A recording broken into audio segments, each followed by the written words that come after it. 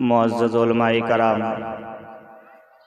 पर्दे में रहकर सुनने वाली मेरी माँ बहनें, सामईन कराम, अस्सलामु अलैकुम व रहमतुल्लाहि व बरकातुहू। नहमदुहु व नसल्ली अला रसूलिहिल करीम, अम्मा बाद, फ़अऊज़ु बिल्लाहि मिनश शैतानिर रजीम, बिबरकति बिस्मिल्लाहिर रहमानिर रहीम। कुल हल यस्तविल लज़ीना यअलमून वल्लज़ीना ला यअलमून। सदक़ल्लाहुल अज़ीम व सदक़ा रसूलुहुन नबियुल मदीनुल मकीनुल करीम व नहनु अला ज़ालिका लमिनश शाहिदीन वश्शाकिरीन वल्हम्दुलिल्लाहि रब्बिल आलमीन। आइए सबसे पहले गुंबदे खज़रा में आराम फरमाने वाले आका, मदीने के ताजदार, गरीबों के गमगुसार नबी रहमत सल्लल्लाहु अलैहि वसल्लम की बारगाह में अक़ीदत व मोहब्बत के साथ, इस अक़ीदत के साथ कि हम निमहत की सरज़मीन पर बैठे हैं, मेरे आका मदीने मुनव्वरा से हमें देख रहे हैं, इसी अक़ीदत के साथ नबी कौनैन पर दुरूद पाक पढ़ें। पढ़िए बावाज़ बुलंद दुरूद शरीफ, अल्लाहुम्मा सल्ली अला अल्लाहुम्मा सल्ली व सल्लिम अला बारिक अला सय्यिदिना मौलाना मुहम्मदिन व अला वजूद वल करम। रसूलुल्लाह सल्लल्लाहु तआला अलैहि वसल्लम। एक शायर ने कहा था कि अगर इल्म ही नहीं तो अमल क्या होगा, अगर इल्म ही नहीं तो अमल क्या होगा, जिस बयाबा में शजर ही नहीं तो फल क्या होगा, जिस बयाबा में शजर ही नहीं तो फल क्या होगा। और आगे बढ़कर एक शायर ने क्या खूब कहा था, आगे बढ़कर एक शायर ने क्या खूब कहा था, या रब तेरे करम का करिश्मा दिखाई दे, या रब तेरे करम का करिश्मा दिखाई दे, वक्ते अजल हुजूर का जलवा दिखाई दे, और यादे गमे हबीब से मुअत्तर दिलो दिमाग, देखो जिधर मदीना मदीना देखो जिधर मदीना मदीना दिखाई दे।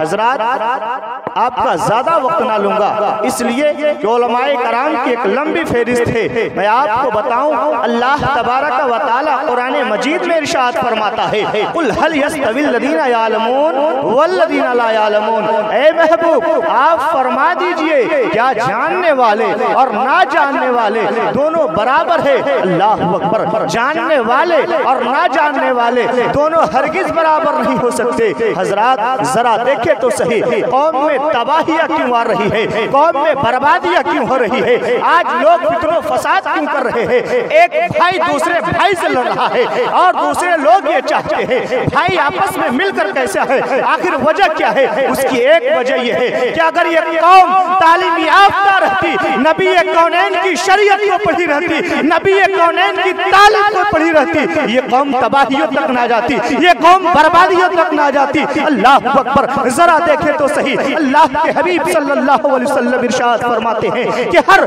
मर्द और औरत को इल्म दीन हासिल करना फर्ज है। आज घरों में तबाही होने की एक वजह यह भी है कि अगर घर की औरतें दुरुस्त हो जाए, लोग कहते हैं जब से घर में बहू आई है तबाहियां मची है, जब से घर में बतौह आई है तबाहियां मची है। हजरात, वही तबाहियां नहीं मचाती, घर के कुछ माहौल की वजह से तबाहियां मचती है। आज कहते हैं बेटा जवान हो गया है, बेटा तबाह किए हुए है, बेटा बात नहीं सुनता है। अल्लाह अकबर। आप तारीख उठा कर देख ले, वो बेटा तबाह इसलिए हुआ है कि आपने अपने बेटे को अच्छी तालीम नहीं दी थी, आपने अपने बेटे। नारे तकबीर, नारे रिसालत, माशाअल्लाह, क्या कहने, सुभान अल्लाह। हजरात, आपने अपने बेटे को अच्छी तालीम नहीं दी थी, आपने अपनी बेटी को अच्छी तालीम नहीं दी थी, वरना ये तबाहियां नहीं आती, वरना ये बर्बादियां नहीं आती।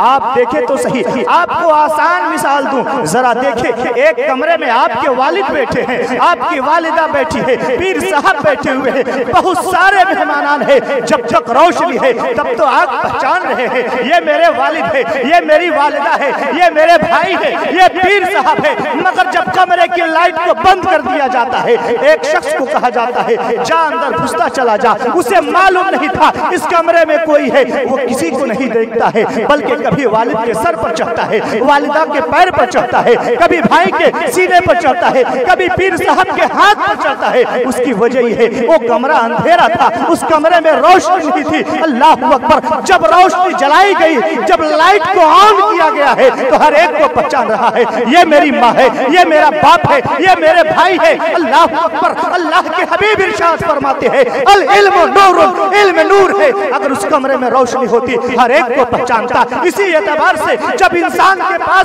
रोशनी आएगी, तालीम आएगा, वो बाप के हुकूक को पहचानेगा, माँ के हुकूक को देखेगा, भाइयों के हुकूक को देखेगा, हर एक के हुकूक को वो मानता हुआ सबके साथ तरीके के साथ चलेगा।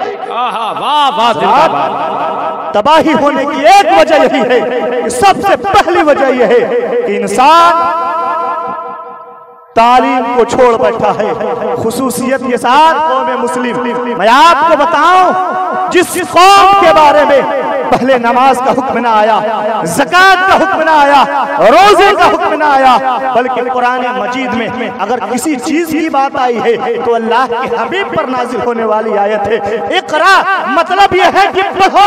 इस कौम ने पढ़ने को भुला दिया है। जिसे हमने चलने का तरीका सिखाया था, जिसे हमने खाने का तरीका सिखाया था, जिसे हमने बैठने का तरीका सिखाया था, वो यूरोप, वो अमेरिका, दूसरे कंट्री को देख ले जो जानवरों की तरह जिंदगी गुजारते थे। जिस घर में जानवर रहा करते थे, जिस घर में जानवर अपनी जिंदगी गुजारते थे, उसी घर में वो घुसकर जिंदगी गुजारते थे। अल्लाह अकबर। जब नबी ये कौनैन की तालीम को पढ़ा है, नबी ये कौनैन के फरमान को पढ़ा है, नबी ये कौनैन की तालीम को जब उलट कर देखा है तो सोचा है ये जानवरों की जिंदगी गुजार रहा हो, ये बेहतर नहीं है। नबी ये कौनैन ने हम मुसलमानों के लिए नहीं, आलम इस्लाम में बसने वाले के हर एक के लिए नबी आए थे, बल्कि जो ईमान लाया उनका उम्मती हो गया। अल्लाह अकबर। उस नबी ये कौनैन सल्लल्लाहु अलैहि वसल्लम ने ये तालीम दी है, पैदाइश से लेकर मरते दम तक इंसान को जीने का तरीका बता दिया है और बताया है ऐ मेरी बहनों, ऐ मेरे बेटियों, तुम किस अंदाज से जिंदगी गुजारो, ऐ मेरे नौजवानों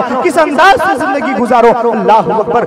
लोग कहते हैं, कुछ लोगों का ख्याल ये है हमारी घर की औरतें तो गुलाम की तरह है, नौकरानी की तरह है। अगर औरत चाहे तो घर को जन्नत बना दे, अगर औरत चाहे तो घर को जहन्नम बना दे। अल्लाह अकबर। देखे तो सही, क्या औरतों की वजह से जन्नत नहीं मिलती है? क्या औरतों की वजह से मर्दों का मकाम बुलंद नहीं होता है? अल्लाह अकबर। जरा देखे, एक बुजुर्ग है, ये तालीम की ना होने की वजह से घरों में तबाही आ रही है। जरा देखे तो सही, एक बुजुर्ग है, अपनी बीवी से कहते हैं ऐ मेरी बीवी सुन, जितनी जरूरतें हैं चल मेरे साथ, तमाम जरूरतें पूरी कर देता हूँ, चल तुम्हारी तमाम जरूरतें पूरी कर देता हूँ, तमाम साजो सामान ले जाता हूँ। अल्लाह अकबर। लेने के बाद कहते हैं ऐ मेरी बीवी सुन, मेरा कौल ये है, मैं तुम्हें एक बात बता कर जा रहा हूँ, जब तक मैं ना आऊंगा उस वक्त तक अपने कदम को घर से बाहर ना निकालना। अल्लाह अकबर। वो बुजुर्ग जाते हैं सफर पर, जाने के बाद रास्ते में जाते हैं, जब जाने के बाद कई दिन गुजर जाते हैं, कई माह गुजर जाते हैं। अल्लाह अकबर। मगर इत्तेफाक से ऐसा हुआ है, वो औरत अपने दिल में सोच रही है कि मेरे शौहर चले गए हैं, वो उदास रही है। मगर अल्लाह अकबर, घर से खबर आती है, जरा सुने तो सही, एक भाई आता है पैगाम लेकर, बहन जान वालिदा का इंतकाल हो गया है। अल्लाह अकबर। जैसे ही उस औरत ने अपने कदम को आगे बढ़ाना चाहिए, जैसे ही आगे बढ़ाने की कोशिश की है, अल्लाह अकबर। जरा देखे, दिल में ख्याल आया है, वो औरत पढ़ी थी नबी कौनैन की, वो तालीम याद आ गई है। अल्लाह अकबर। उतने कहने के बाद वो सोचने लगी, नबी ने फरमाया है शौहरों की नाफरमानी पर अल्लाह जहन्नम में डालेगा। जब अल्लाह के हबीब सल्लल्लाहु अलैहि वसल्लम मेराज पर तशरीफ ले गए हैं, अल्लाह के हबीब ने फरमाया है रब्बे कायनात ये कौन औरतें हैं जो जहन्नम में जल रही है? अल्लाह अकबर। अल्लाह इरशाद फरमाता है ऐ मेरे महबूब, ये वो औरतें हैं जो अपने शौहरों की बात हजरात। मगर औरतें वो भी है जिनकी वजह से शौहरों को जन्नत मिलता है। आज औरतें अगर अपने मकाम को समझ ले, अपनी अहमियत को समझ ले तो अल्लाह अकबर, औरतों ही से तमाम पैदा हुए हैं। गौस भी औरत से, वली भी औरत से, तमाम औरत से पैदा हुए हैं। अल्लाह अकबर। जरा देखे तो सही, उसके बाद वो औरत अपनी कदम को पीछे बढ़ाती है, सिसकते हुए अपने आप को बर्दाश्त करती है और रोती है और बिलखती है, मगर रह जाती है मेरे शौहर ने कहा था अपने कदम को आगे ना बढ़ाना। अल्लाह अकबर। इसके बाद क्या होता है, कुछ दिनों के बाद खबर आती है कि वालिद का इंतकाल हो गया है। फिर वो औरत रोती है और सिसकती हुई रह जाती है, वालिद का भी इंतकाल हो गया है, वालिदा का भी इंतकाल हो गया है। अल्लाह अकबर। मगर वो औरत अपने कदम को आगे नहीं बढ़ा रही है। उसकी वजह यह है कि वो औरत ने सोचा कि मैं अपने शौहर की नाफरमानी करूंगा तो जहन्नम में जलना पड़ेगा। अल्लाह अकबर। जब वो बुजुर्ग आते हैं, आने के बाद बाद जब अपने चेहरे बीवी के चेहरे को देखते हैं, पूछते हैं बीबी बता बात क्या है, तेरे चेहरे पर उदासी क्यों छाई है, आखिर वजह क्या है। अल्लाह अकबर। वो बीबी मायूसी के साथ कहती है कोई बात नहीं, आप सफर से आए हैं, आप आराम कर लीजिए, उसके बाद गुफ्तगू होगी, उसके बाद बातें होगी। अल्लाह अकबर। मगर शौहर शौहर होता है, एक फरमाबरदार अपनी बीबी की पहले परेशानियों को पूछता है। ऐसा नहीं कि बीबी परेशान है छोड़ दे उसे बिलखते हुए, छोड़ दे परेशानी हालत में, नहीं। एक अगर शौहर फरमाबरदार है तो बीबी से पूछता है बता बीबी आखिर बात क्या है, आखिर वजह क्या है। अल्लाह अकबर। इतना कहने के बाद वो बीबी कहती है बात ऐसी है, मेरी माँ का इंतकाल हो गया है, मेरे बाप का इंतकाल हो गया है, मैं अपने घर से कदम नहीं निकालूंगी। उसकी वजह यह है आपने फरमाया था कि अपने कदम को घर से बाहर ना निकालना। अल्लाह अकबर। वो बुजुर्ग रात के बाद ख्वाब में क्या देख रहे हैं, और रब कायनात ने जन्नत में 2 महल बनाए हैं, एक मेरे नाम से है, एक बीबी के नाम से। अल्लाह अकबर। इतना कहने के बाद रब कायनात की बारगाह में वो बुजुर्ग अर्ज करते हैं मौला क्या मेरी कौन सी इबादत तुझे कबूल हो गई, मैं नमाजें पढ़ता हूँ, रोजा रखता हूँ, रात भर इबादत किया करता हूँ, कुरान की तिलावत किया करता हूँ, रब कायनात मेरी कौन सी इबादत कबूल हो गई है कि तूने मुझे जन्नत अता कर दिया है, मेरी बीबी को भी जन्नत अता कर दिया है। अल्लाह अकबर। गैब से आवाज आती है ऐ बंदा सुन, मैं मानता हूँ तू इबादत करता है, तू नमाज पढ़ता है, तू रोजा रखता है, कुरान की तिलावत करता है, मगर सुन ले ये जन्नत जो तुझे अता किया गया है वो तेरी बीबी का सदका है, जो तेरी बीबी ने तेरी बात को माना और अपने कदम को घर से बाहर। आज कहा जाता है कि बीबियां कुछ नहीं, अल्लाह अकबर, ये औरतें हैं। अगर औरत अपने मकाम को समझे, अपनी अहमियत को समझे, अपने वकार को समझे, तो ये घर खिलता हुआ गुलाब की तरह नजर आता है। मगर यही औरत अगर घर में तबाहियां करवाने लगे तो खिलता हुआ गुलाब जहन्नम की तरह लगने लगता है। अल्लाह अकबर। जरा देखे तो सही नबी कौन सल्लल्लाहु अलैहि वसल्लम ने कितना अच्छा तालीम दिया है, कितनी अच्छी तरबियत दी है नौजवानों के लिए, बूढ़ों के लिए, बच्चों के लिए। सबसे पहले मैं बार बार ये कह रहा हूँ, मैं आपको ये नहीं कहूँगा आप मेरी तकरीर सुन के खूब उछले खूब कूदे, नहीं, मैं आपसे मुअद्दबाना गुजारिश करने के लिए आया हूँ, एक रिक्वेस्ट करने के लिए आया हूँ। मेरे कौम के नौजवानों, वो दिन आने वाला है जो तुझे कुचल दिया जाएगा, तुझे मार दिया जाएगा, पूछने वाला ना होगा।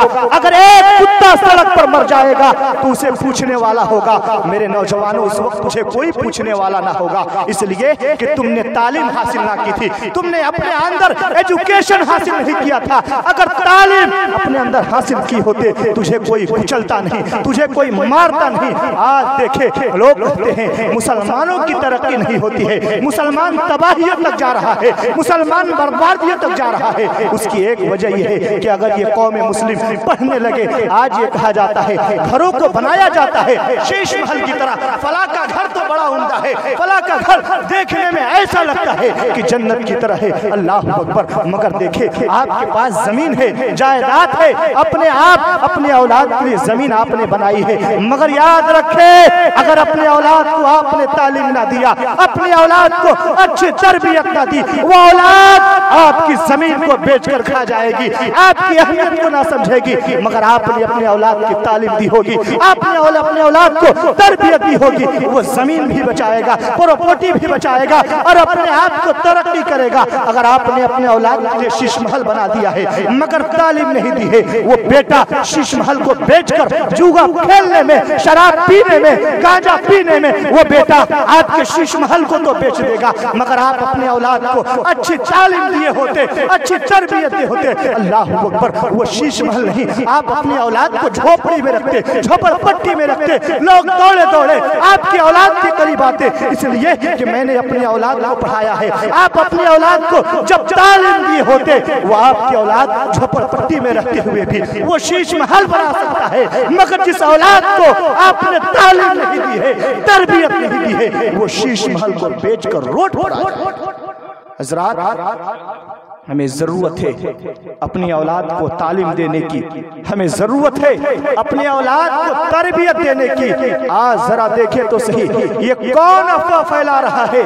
ये अंसारी है, ये खान है, ये शेख है, ये फला है, ये फला है। उस तारीख को नहीं पढ़ते जब नबी कौनैन सल्लल्लाहु अलैहि वसल्लम ने वो मक्का मुअज़्ज़मा में, वो मदीने मुनव्वरा में एक ही सफ को बैठाते थे। एक मालदार भी आता था उसी चटाई पर बैठता था, एक गरीब भी आता था उसी चटाई पर बैठता था, एक ऊंची जात का आता था, किसी कबीले का होता था, उसी चटाई पर बैठकर नबी कौनैन की तालीम पाता था। आज क्यों भेदभाव किया जा रहा है? ये फला जात का है, ये फला जात का है। इससे भी तो तालीम हासिल करनी चाहिए कि नबी कौनैन सल्लल्लाहु अलैहि वसल्लम पर नाजिल होने वाली वो किताब जिसे हम और आप कुरान कहते हैं। कुरान कहता है नमाज पढ़ो, हम नमाज किस अंदाज से क्या पढ़ते हैं? क्या अलग अलग जाति वाले अलग अलग खड़े होते हैं? नहीं नहीं, सब मिलकर एक सब पे खड़े होते हैं। अल्लाहु अकबर। अगर खान है तो वो भी खड़ा हो रहा है, अगर शेख है तो वो भी खड़ा हो रहा है, अगर सैयद है तो वो भी सब में खड़ा हो रहा है। जरा देखे तो सही, ये तफरका किसने किया है? हमारे अंदर तबाही किसने डाली है? हमारे अंदर बर्बादी किसने डाली है? ये कौम अपने आप बर्बाद हो रही है, उसकी वजह यह है कि हज़रात जरा देखे, मेरा हर एतबार से टॉपिक आएगा तालीम पर। अगर इंसान तालीम से वाबस्ता रहेगा तो वो परेशानियों में नहीं जूझेगा, बल्कि वो तरक्की पाता चला जाएगा। आप जरा देखें तो सही, तालीम की अहमियत को बताते हुए अल्लाह के हबीब सल्लल्लाहु अलैहि वसल्लम ने इरशाद फरमाया है, तालीम हासिल करो। जो तालीम के लिए निकलता है, रब्बे कायनात के वो फरिश्ते भी दुआएं करते हैं, रब्बे कायनात की वो चूंटियां भी दुआएं करती है, रब्बे कायनात की वो समंदर में रहने वाली मछलियां भी दुआएं करती है। अल्लाहु अकबर। जब तालीम से याफ्ता रहेंगे, जब तालीम से वाबस्ता रहेगा तो हर इंसान तरक्की करता नजर आएगा। अल्लाहु अकबर। मैं अपनी माओ और बहनों से भी गुजारिश करना चाहता हूँ, मेरी माँ बहनें आप ही तो हैं। अगर आप अपने बच्चे को, आपका शौहर बाहर कमाता है, आपका शौहर बड़ी मेहनत कर कर आपको कमा कर देता है, मगर बच्चे की असली जो तालीम होती है वो माँ से होती है। वो माँ की गोद में बेटा 9 महीने तक पलता है, पलने के बाद फिर माँ जिस एतबार से तालीम देती है। आज छोटे छोटे बच्चों की जबान पर गालियां क्यों है? आज छोटे छोटे बच्चे अपनी जबान पर बेहुदा बातें क्यों लाते हैं? उसकी एक वजह है, अगर माँ अपने बेटे के सामने गालियां ना देगी, अगर बाप अपने बेटे के सामने गालियां ना देगा तो वो बेटा कभी गाली देने का तरीका न सीखेगा। अगर बाप अपने बेटे के सामने कुरान की बात करेगा, अगर बाप अपने बेटे के सामने नबी कौनैन की हदीस को बात करेगा तो वो बाप का जो बेटा होगा वो बेटा बहकता नजर नहीं बल्कि राह। हजरात जरा देखें तो सही, अल्लाहु अकबर। ये माएँ हैं। कहा जाता है इस्लाम ने औरतों को जकड़ कर रखा है। मैं आपको मुख्तसर अंदाज में बताऊं, इस्लाम ने औरतों को जकड़ कर रखा गया है। कहता है, कहा जाता है, आज ये प्रोपेगेंडा चलाया जा रहा है। इस्लाम ने औरतों को किस एतबार से जकड़ा है? उसे पर्दा दे दिया गया है, हिजाब दे दिया गया है, ये पाबंदी हटाई जाए। अल्लाहु अकबर। आप देखते नहीं हैं, एक अनमोल किसी के पास हीरा हो, कोई अच्छी चीज हो, उसे छुपा कर रखता है। अरे हीरा तो चंद लम्हों के लिए है, वो खत्म हो जाता है। अल्लाह अकबर। मगर माओ बहनों की वो इज्जतो वकार है। अल्लाह के हबीब ने फरमाया है, ऐ मेरी बहनों, ऐ मेरी बेटियों, सुनो सुनो, तेरी इज्जत ये है कि तू पर्दा में रहे। आज कौमें क्यों ये कहा जा रहा है, क्यों ये कह रहे हैं कि पर्दे को हटाया जाए, ये आजादी दी जाए? उसकी एक वजह यह है कि अगर ये माए बेहयाई पर उतर जाएगी, माँ तबाही पर उतर जाएगी, औरतें तबाहियों पर आ जाएगी, अपने सरों से दुपट्टे को हटा लेगी, तब इस कौम में कोई अच्छा आदमी पैदा ना होगा। वो बेटा पैदा होगा तो बेहया बेटा पैदा होगा। वो बेटा जब माँ की बात को नहीं सुनेगा, माँ इसलिए कि खुद तालीम याफ्ता नहीं थी, तरबियत याफ्ता नहीं थी, कनीज़े फातिमा ना बन सकी है। अल्लाह अकबर। जब माँ अपने कल्चर को, अपने आप को दुरुस्त करती है तो कौमें और नस्लें तरक्की पाते नजर आते हैं। हजरात, हमें चाहिए कि हमारे अंदर इल्म हासिल करने की बहुत ज़रूरत है। अगर हम इल्म हासिल करेंगे तो कोई हमें दबा नहीं सकता है, कोई हमें तबाह नहीं कर सकता है, कोई हमें बर्बाद नहीं कर सकता है। अगर हम इल्म से वाबस्ता रहेंगे हर एतबार से तरक्की करते नजर आएंगे। इसी वजह से हमें ज़रूरत है कि खूब खूब इल्म हासिल करें। मैं ये नहीं कहता, आप ये नहीं सुनते कि कोई नहीं कहता है अपने बेटे को डॉक्टर ना बनाओ, अपने बेटे को इंजीनियर ना बनाओ, अपने बेटे को प्रोफेसर ना बनाओ, अपने बेटे को पुलिसमैन ना बनाओ, बल्कि सबसे पहले सब कुछ तो बनाओ, मगर सबसे पहले अपने बेटे को दीन की तालीम दो, दीन की तरबियत दो। अगर वो बेटा इंजीनियर होगा, जब दीन की तालीम से वाबस्ता रहेगा, नबी कौनैन की शरीयत पर चलेगा, तो जब इंजीनियर होते हुए भी अपने काम में ईमानदारी करता नजर आएगा। अगर बेटा डॉक्टर होगा, डॉक्टर होने के बावजूद भी वो जानेगा कि नबी के कौनैन सल्लल्लाहु अलैहि वसल्लम मरीजों के साथ किस तरह हमदर्दी किया करते थे। अगर बेटा एक वकील होगा, जब कोर्ट में बैठेगा, जब कचहरी में बैठेगा, तो वो बेटा नाइंसाफी नहीं करेगा। वो जानता है नबी कौनैन ने हमें ये पैगाम दिया है कि लोगों के साथ इंसाफ किया करो। मगर आप अपने बेटे को सब कुछ बनाए। कौम की जरूरत है कि डॉक्टर भी बनाए, कौम की जरूरत है कि इंजीनियर बनाए, कौम की जरूरत है कि वकील बनाए, मगर सबसे पहले अपने औलाद को दीन की तालीम। जब दीन की तालीम देंगे तो हर एतबार से आपका घर खुशहाल होता हुआ नजर आएगा। अल्लाह तबारक व तआला से दुआ है कि रब्बे कायनात हम तमामों को दीन मतीन की तालीम हासिल करने की तौफीक और रफ़ीक अता फरमाए। और मैं बहुत शुक्रगुजार हूँ यहाँ के लोगों को, किन लोगों ने एक महफिल सजाई, उलमा का एक झुर्म उठाया और बड़े बड़े उलमा, अभी एक सबसे अहम आलिम दीन जिन्हें हम आराब पीर तरीक़त हुजूर नसीर मिल्लत जानते हैं, वो आएंगे इंशाअल्लाह। ऐसे ऐसे उलमा की बरकत से अगर गांव में परेशानियां आने वाली होती है, रब्बे कायनात के उलमाओं की बरकत से परेशानियों को टाल देता है, परेशानियों को दूर अता फरमाता है। रब तबारक व तआला से दुआ है रब्बे कायनात जितने लोग आए हैं, मौला परवरदिगार आलम तमामों को इहदिनस सिरातल मुस्तकीम पे चलने की तौफीक और रफ़ीक अता फरमाए। रब्बे कायनात और जितने लोग जो जहां भी हैं, मौला तमाम आलम इस्लाम में जितने मुसलमान बसते हैं, मौला जितने लोग हैं तमामों को सेहत और सलामती अता फरमाए। रब्बे कायनात से दुआ है रब्बे कायनात हम तमामों को एक और नेक बनाए। और मैं खूब खूब मुबारकबादी पेश करना चाहता हूँ निमहत के लोगों को, कि इन लोगों ने एक महफिल सजाई, एक जलसा मनाया, जिससे हमारे अंदर यानी ये लोग सोचे कि हमारे कौम के अंदर हमारे लोगों में कम से कम दीन की तालीम आ जाए। जब दीन की तालीम आ जाएगी, न लड़ाई होगी, न फितना होगा, न फसाद होगा। अल्लाह से दुआ है कि अल्लाह तबारक व तआला हम तमामों को, मैं मौला परवरदिगार आलम जो बोलने में गलती हुई हो मौला माफ़ अता फरमाए और तमाम बातों पर अमल करने की तौफीक और रफ़ीक अता फरमाए। तौबा अस्तगफिरुल्लाह रब्बी मिन कुल्लि ज़ंबि व अतूबु अलैहि व मा अलैना इल्लल बलाग। अस्सलामु अलैकुम व रहमतुल्लाह।